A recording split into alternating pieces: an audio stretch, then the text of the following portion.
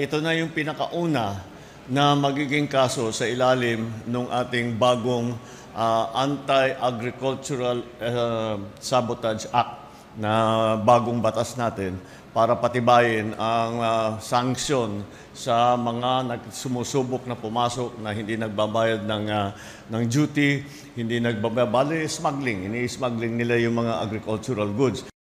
Pinangunahan ni Pangulong Ferdinand Marcos Jr. kaninang umaga ang inspeksyon sa 178.5 billion pesos na halaga ng nakumpiskang frozen mackerel na ipinuslit mula China sa Manila International Container Terminal o MICT.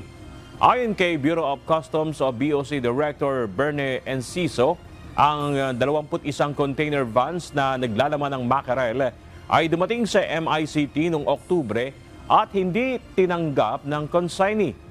Iniulat din na wala itong mga requirements tulad ng sanitary at phytosanitary import clearance. Iniutos naman ni DA Secretary Francisco Chu Laurel Jr. sa Bureau of Fisheries and Aquatic Resources na magsagawa ng mga pagsusuri upang tiyakin ang kaligtasan ng mackerel para sa konsumsyon ng tao.